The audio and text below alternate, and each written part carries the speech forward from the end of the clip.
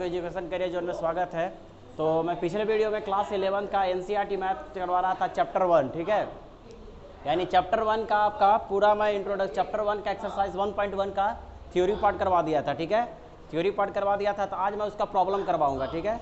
यानी कि प्रॉब्लम में जब का मैंने पीछे वीडियो वाले जाकर देख लीजिएगा, सारे मैं एक्सरसाइज 1.1 का सारा मैं प्रॉब्लम करवा दी, ये थ्योरी करवा दिया हूँ। कैसे आपका सेट डिफाइन होता है, कैसे बेल डिफाइन होता है, सारा जितना भी चीज़ मैंने एग्जांपल देकर समझा दिया था टाइप्स ऑफ सेट के बारे में। अब यहाँ पे पढ़ेंगे एक्सरसाइज 1.1 का क्वेश्चन देखेंगे, क्या होता है नहीं होता है, ठीक है। तो पहला क्वेश्चन देखिएगा, which of the following are sets, ठीक है। पूछा है इसमें से जो क्वेश्चन नंबर पहला है वो बोला है कि which of the following are sets justify your answer, है ना, कि इसका आंसर देखना है, ठीक है। अब मैं यहाँ पे क्वेश्चन आपका बोर्ड पे लिख दिया हूँ सारा, और इसको ध्यान दीजिएगा कि कैसे इसको हम सोल्व करेंगे, ठीक है। तो बोला है कि the collection of all the months of a year beginning with letter J, यानी जितना भी जे से आपका स्टार्ट हो रहा है, जितना भी जे से स्टार्ट हो रहा है मंथ, तो क्या वो well defined collection of object है, सेट है या नहीं, ये पूछा है। तो जे से स्टार्ट होने वाले नंबर क्या क्या होंगे, जनवरी एक हो जाएगा, ठीक है, जनवरी हो जाएगा, फिर आपका क्या हो जाएगा, जून हो जाएगा, एक और क्या हो जाएगा आपका, जुलाई हो जाएगा। तो बताइए, तो इसका तो पता चल रहा है हमको, इसका तो पता चल रहा है वेल डिफाइंड है, इसको मुझे पता चल रहा है कि जैसे आपका तीन गो मंथ स्टार्ट होता है। इसका मतलब जब वेल डिफाइंड हो गया, पता चल रहा है, तो इसका ये सेट होगा, यानी क्या हो जाएगा, इसका आंसर यस हो जाएगा। समझ में आ गया, इसका यस और नो में जवाब देना था कि कौन सा आपका सेट है, इसमें कौन सा नहीं है। तो पहला वाला का समझ में आ गया होगा, आंसर यस होगा इसका, ठीक है। देखिए फर्स्ट का सेकंड बोला है कि the collection of 10 most talented writers of India. आप बताइए यहाँ पे मेरे अनुसार से अब पूछा गया कि the collection of 10 most talented writer. अब 10 मोस्ट टैलेंटेड राइटर क्या हो सकता है, मेरे अनुसार से 10 मोस्ट टैलेंटेड राइटर हो सकता है कि चेतन भगत है, या फिर बहुत सारे मुंशी सिंह है, बहुत सारा चीज़ है, राइटर है ना, एपीजे अब्दुल कलाम है, मोदी जी हैं, बहुत सारे हैं राइटर। और उस तरह से आपके अनुसार कोई और राइटर होंगे, तो इसको वेल डिफाइंड तो कह नहीं सकते हैं, तो ये आपका well defined collection of object नहीं होगा। ये क्या हो जाएगा, नहीं हो जाएगा, ये सेट नहीं कहलाएगा। समझ गया ना, क्यों नहीं हुआ कि मेरे अनुसार से आपका राइटर बहुत सारे होंगे और आपके अनुसार से कोई और होगा, तो वेल डिफाइंड नहीं ना कह सकते हैं इसको, ठीक है। इसलिए इसका आंसर नो होगा, ठीक है, नॉट वेल डिफाइंड। यानी कहने का मतलब हो गया, इसका हम लोग लिख सकते हैं no well defined collection of object, है ना, मोल्ड ना, नो वेल डिफाइंड है ना, ये मोल डिफाइन हो गया, नो वेल डिफाइंड। देखिए थर्ड नंबर क्वेश्चन देखिएगा, इसका बोला गया कि team of 11 best cricket batsman of the world. अच्छा, यहाँ पे बोला है कि आपका 11 गो बेस्ट क्रिकेट वर्ल्ड का मतलब कि 11 गो बेस्ट आपका बैट्समैन बताना है नाम, कि आपका कौन कौन हो सकता है, ठीक है। तो आप बता सकते हैं, इसका भी क्या होगा, इसका भी नो होगा। क्यों, अभी रीजन बताते हैं। ये भी नो वेल डिफाइन है, ये भी आपका नो वेल डिफाइन है, इसका भी आपका नो वेल डिफाइन होगा।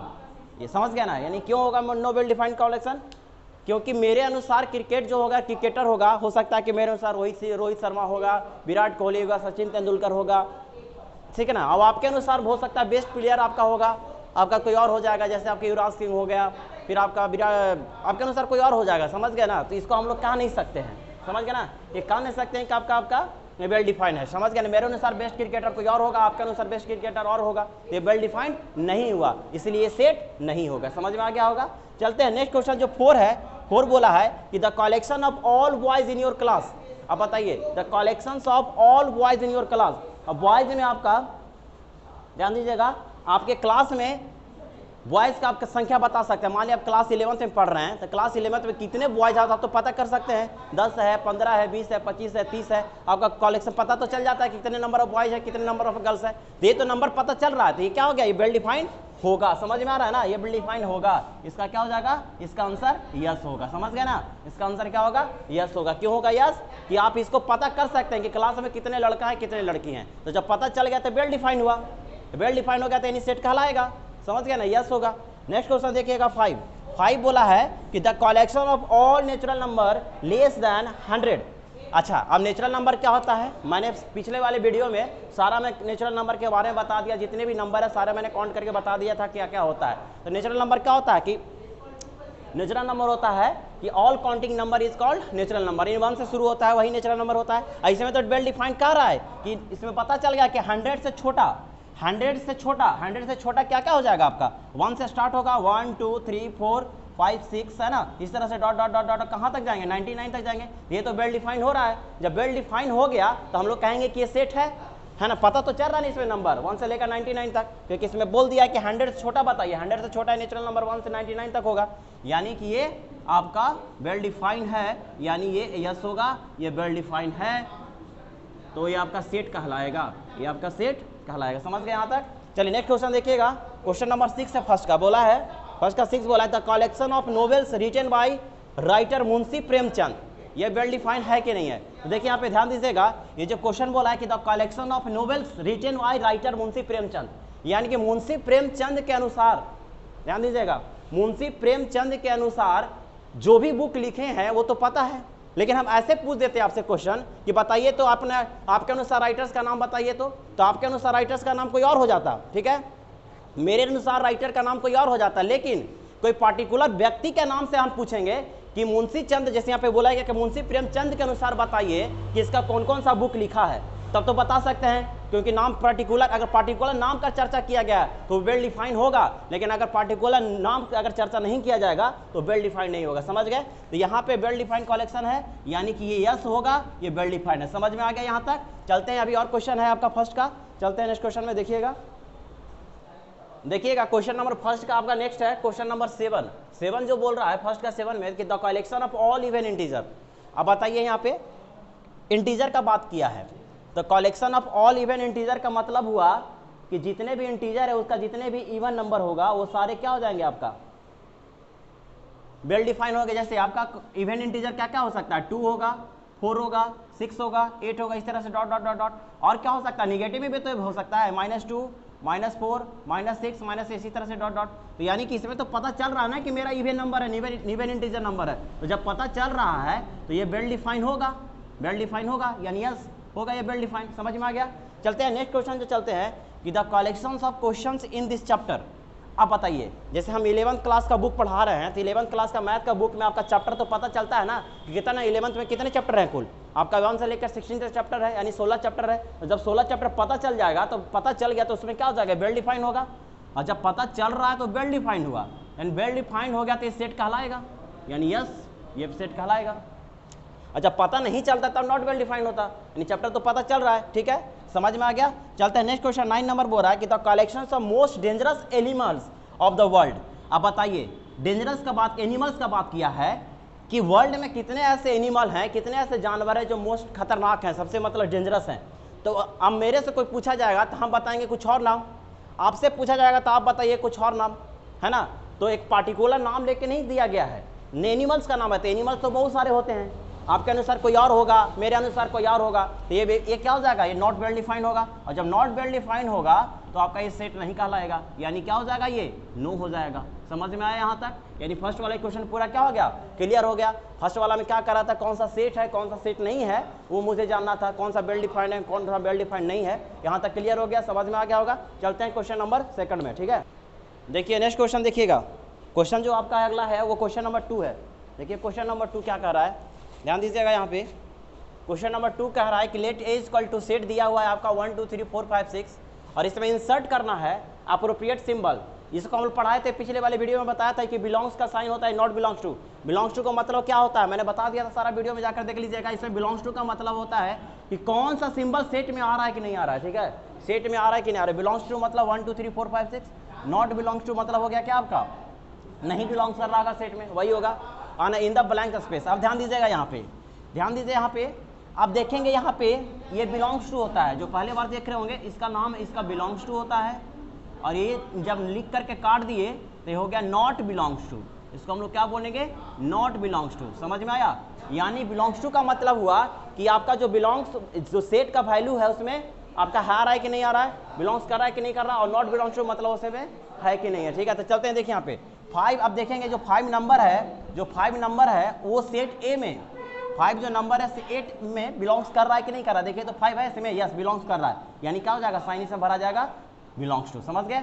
इसमें क्वेश्चन नंबर 2 का सेकंड में देखिएगा 8 जो है सेट ए में बिलोंग्स कर रहा है नंबर, तो देखिए तो इसमें 8 है कहीं पे नहीं है, तो बिलोंग्स लिख करके इसको क्या कर देंगे, ऐसे काट देंगे, तो नॉट बिलोंग्स टू होगा, यानी सेट में नहीं था।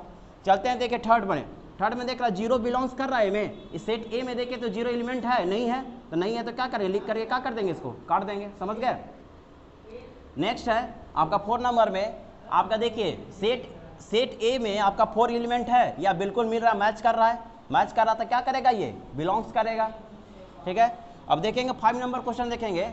सेट ए में 2 बिलोंग्स कर रहा है, यस 2 बिलोंग्स कर रहा है, तो क्या हो जाएगा आपका साइन बिलोंग्स का हो जाएगा। अब देखेंगे सेट ए में 10 बिलोंग्स कर रहा है, सेट ए में आपका 10 कहीं भी नजर नहीं आ रहा है, तो जब नजर नहीं आ रहा तो बिलोंग्स लिख करके क्या कर देंगे, इसको काट देंगे, तो नॉट बिलोंग्स टू हो गया। ठीक है, यहाँ तक समझ में आ गया होगा। बिलोंग्स टू का मतलब क्या होता है, not belongs to. Belongs to यानी सेट में मिलेगा तो हम लोग बिलोंग्स का साइन देंगे, अगर सेट में वो एलिमेंट नहीं है तो नॉट बिलोंग्स टू साइन होगा। ये समझ में आ गया क्वेश्चन नंबर 2। चलते हैं नेक्स्ट क्वेश्चन, थर्ड हो गया।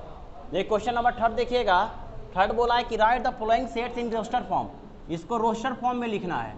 अब हम पिछले वीडियो में बताए थे थ्योरी आपका पार्ट में, इंट्रोडक्शन पार्ट में बताया कि सेट का जो होता है 2 टाइप्स का सेट होता है, एक होता है रोस्टर फॉर्म, एक होता है सेट बिल्डर फॉर्म। तो रोस्टर फॉर्म क्या होता था, आपका जो दिया रहता है उसको आपको कि कहने का मतलब इसका डिजिट के फॉर्म में लाना रहता है, और आपका सेट बिल्डर फॉर्म होता है इसको लैंग्वेज में लिखना रहता है। यानी 2 टाइप का सेट्स मैंने बताया था, एक रोस्टर फॉर्म, एक सेट बिल्डर फॉर्म। तो ये वाले क्वेश्चन में आपका बोला है रोस्टर फॉर्म में चेंज करने के लिए। अब क्वेश्चन बोला पहला देखिए, सेट में ये दिया हुआ है कि एक सच डैट, इस डबल बिंदा का हम लोग सच डैट पढ़ते हैं, सच डैट, ठीक है, एक such that is an integer and -3 less than equal to x less than equal to 7।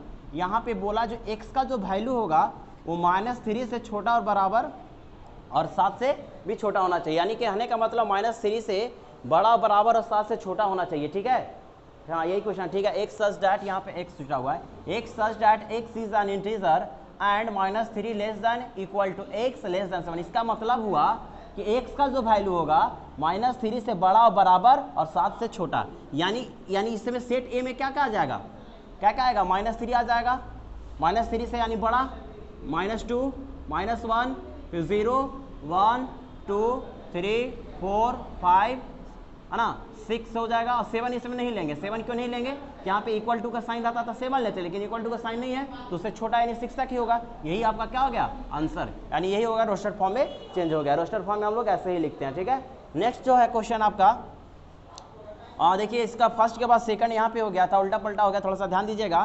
First के बाद यहाँ सेकंड है, सेकंड बाद इसका थर्ड है। तो देखिए सेकंड नंबर क्वेश्चन बोल रहा है कि एक such that x is a natural number less than 10। तो इसका कैसे लिखेंगे, इसमें पता चल रहा है लेस दैन 6, यानी लेस दैन 6 का मतलब क्या हुआ, 6 से छोटा, और नेचुरल नंबर का बात किया है। और नेचुरल नंबर क्या होता है, all counting number is called natural number. Natural number 1 से शुरू होता है, 1 से ले जाएंगे 1 2 3 4 5 6 लेंगे कि नहीं लेंगे 6, क्यों, अगर इक्वल टू का साइन रहता लेस दैन इक्वल टू तब 6 तक लेके, लेकिन लेस दैन है तो 5 तक ही रहेगा। ये हो गया आपका आंसर। ठीक है, क्वेश्चन नंबर थर्ड देखिएगा, बोला है कि C equal to x such that x is a 2 digit natural number such that the sum of it digit is 8। यानी कहने का मतलब दोनों का सम करके कितना दिया नंबर, 8 दिया हुआ है। ठीक है, कौन कौन सा ऐसा जो नंबर है आपका ऐड करने के बाद, देखिए यहाँ पे x 2 डिजिट नेचुरल नंबर, कौन सा ऐसा 2 डिजिट नंबर नेचुरल, देखिए तो आपका 17 है 2 डिजिट का, 1 और 7 को ऐड करेंगे तो क्या होगा आपका 18 होगा। यानी सी इज क्वालिटी इसका सेट जो बनने वाला है 17 होगा, 26 हो जाएगा। क्यों, देखिए 8 कैसे आ रहा है ऐड करने के बाद, 1 और 7 2 डिजिट है, 1 और 7 8 हो जाएगा, 2 और 6 8 हो जाएगा। 2 डिजिट का नंबर ऐड करने के बाद क्या आना चाहिए, 8 आना चाहिए, वही नंबर पूछा है। और क्या हो सकता है आप सोचिए, 62 हो सकता है, 71 हो सकता है, और क्या हो जाएगा 53 होगा, और क्या हो जाएगा 35 हो जाएगा। जब इसका ये सीधा ले रहा है तो उल्टा भी हो जाएगा। और कितने नंबर हो सकते हैं, एक और खुद में आपका 80 होगा। ठीक है, 80 होगा। ठीक है, एक और होगा जाएगा आपका 1 7 लिया तो 7 1 2 6 6 2 6 5 3 3 5। और एक और आपका नंबर हो जाएगा, ध्यान दीजिएगा 3 5, एक और नंबर हो जाएगा 4 4, ये आपका 4 4, ये सेट हो जाएगा आपका। ठीक है, जो नंबर लेकर के हम लोग ऐड कर लिए तो आपका 8 हो गया। देखिए नेक्स्ट क्वेश्चन देखिएगा, क्वेश्चन नंबर 4 देखिए, डी बोर इक्वल टू बोला x such that x is A prime number which is divisible by 60। कौन कौन सा ऐसा प्राइम नंबर है जो डिविजिबल है 60 में, 60 से डिविजिबल है, तो कौन कौन सा नंबर हो जाएगा आपका, जो डी इक्वल टू जो सेट होगा 2 से होगा, 3 से होगा, 4 से 60 डिवाइड होता है, यस बिल्कुल, 5 से होगा, 2 3 4 5 है ना। अच्छा, यहाँ पे आप 4 नहीं ले सकते हैं, क्यों नहीं लेते हैं, क्योंकि 4 का बाद यहाँ पे प्राइम नंबर का ही बात किया है, यही आंसर आपका हो जाएगा। ऐसे तो 60 डिवाइड होने वाला 12 4 से भी था, 4 को क्यों नहीं लिए हम, क्योंकि 4 आपका प्राइम नंबर नहीं है, 4 प्राइम नहीं, यहाँ पे प्राइम नंबर का बात किया था। प्राइम नंबर 2 से स्टार्ट होता है। प्राइम नंबर होता क्या है, मैं पिछले वीडियो में बता दिया हूँ। प्राइम नंबर होता है all counting number is sorry the number which is divisible by 1 and itself is called prime number. वैसा नंबर जो 1 से कटे और अपने आप से कटे वो प्राइम नंबर होता है। यानी प्राइम नंबर आपका 2 से शुरू होता है, 2, 3, 5, 7 है ना 11। तो यहाँ पे कौन कौन सा ऐसे नंबर जो थे वो 60 डिविजिबल हो प्राइम नंबर से खाली। तो 2 हो गया, 3 हो गया, 5 हो गया आपका आंसर। ठीक है, सेट निकल आ गया। अगला जो क्वेश्चन है आपका 3 का 5 बोला है कि is equal to the set of all letters in the word trigonometry. Trigonometry में कौन कौन सा ऐसे नंबर हैं, सेट हैं, इसको आपको सेट में लिखना है। यानी कि जो वैल्यू आपका होगा, आपका जो लेटर होगा रिपीटेड नहीं होना चाहिए। जैसे टी को अलग कर दिए, आर हो गया, आई, जी, ओ, आपका एन लिखने चुके हैं, ओ नहीं, देखिए ओ ऑलरेडी हो चुका है तो लेके फिर से दोबारा नहीं लेंगे। एम नहीं लिखे हैं तो एम को लेंगे। ई आपका नहीं हुआ है, ले लेंगे। टी ऑलरेडी हो चुका था, नहीं लेंगे। आर भी हो चुका, नहीं लेंगे। वाई, समझ गए। यानी कि सेट का मैंने बताया था, सेट का थ्योरी पार्ट में बताया था कि आपका रिपीटेड एलिमेंट नहीं होना चाहिए, रिपीटेड को छोड़ देना था, सिंगल एलिमेंट लिख करके वही था। ठीक है, तो यहीं तक हम रहने देते हैं और बाकी जो क्वेश्चन आपका बच गया 4, 5, 6 जो नेक्स्ट वीडियो में करेंगे। ठीक है, तो आज तक रहने देते हैं, तब तक के लिए जय हिंद।